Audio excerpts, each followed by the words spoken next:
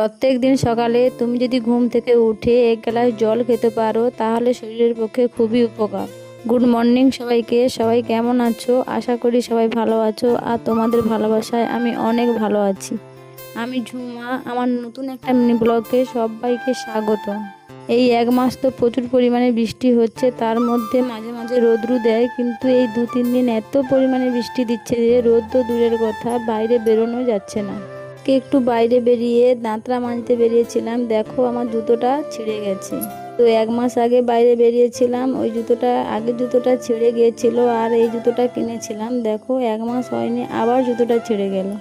এদিকে দেখো সব দিন তো দাঁতে ব্রাশ দিয়ে দাঁত মাজি, আজকে একটু ছাই দিয়ে দাঁত মাজবো বলে বাইরে বেরিয়েছি, ছেলেকেও মাজাচ্ছি আর আমিও মানছি। আমি চেষ্টা করি ওই যে পাতা, নিম খাঁচি এসব দিয়ে কিন্তু দাঁত মাজলে দাঁতের খুবই উপকার হয়।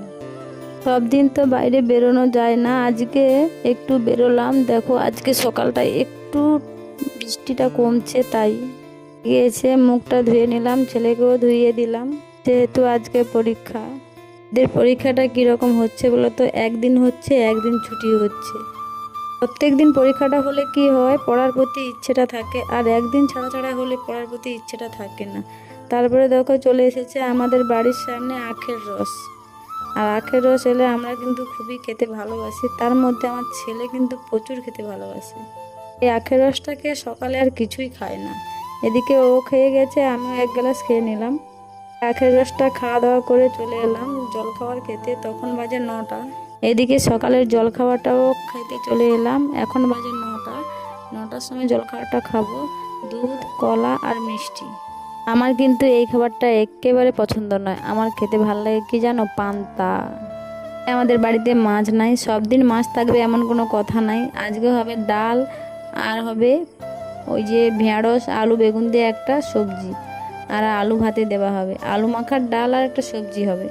সবজিগুলো কাটাকাটি করে দিয়ে চলে এলাম ঘরটা মুছতে।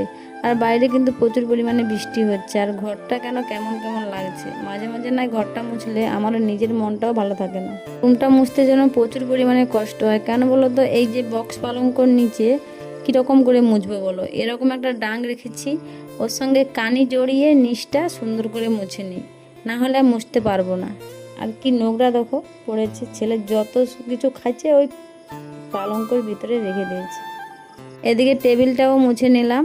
এদিকে দুটো ফোন থাকে দেখো, যেহেতু ফোনটা আমাদের মাথা গড়ায় একটা চার্জ দেওয়ার জন্য আছে, সেখানে চার্জ দেই না, ছোট বাচ্চা থাকে, তাই ফাঁকে দুটো চার্জার দিয়ে 4টা ফোনের চার্জ হয়, যেহেতু ফাঁকে চার্জার দেই। ওর